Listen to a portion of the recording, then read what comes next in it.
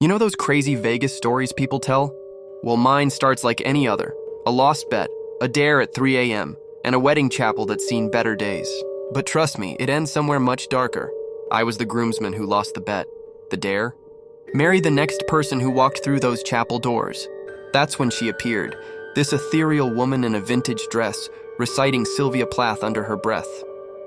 I remember thinking how strange it was that she didn't have a phone, didn't take selfies like everyone else in Vegas. "I collect names," she told me, laughing. Her voice had this musical quality that made everything else fade away. And when she said yes to my ridiculous proposal, it felt like the universe had conspired to create the perfect moment. We spent the night talking about everything and nothing. She knew poetry I'd never heard of, told stories that seemed to bend reality. I fell in love in those few hours, completely, stupidly in love. But morning came and she was gone. Her side of the bed was cold, like no one had ever slept there. I thought maybe she'd just stepped out, but then things got weird. The marriage license? Blank. The chapel's security footage? Static, my friends. They looked at me like I was crazy, swearing no one had been with me that night. I tried retracing our steps. That little diner where we shared pancakes, burned down years ago.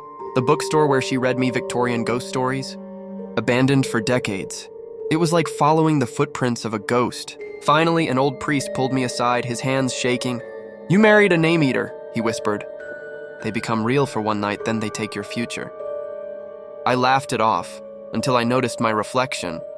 Gray hairs spreading like wildfire, wrinkles deepening by the hour, memories starting to slip away like water through my fingers. There was only one way to stop it, find her real name.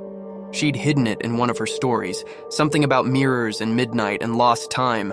I spent my last lucid hours piecing it together, writing it in blood on that chapel wall. They say both of us vanished that night. Sometimes, when new couples walk into that same chapel at 3 a.m., they say they can hear laughter echoing through the halls. And if you look closely at the wall, you might see a name written in faded red, but I wouldn't recommend reading it out loud. After all, she's always looking for new names to collect.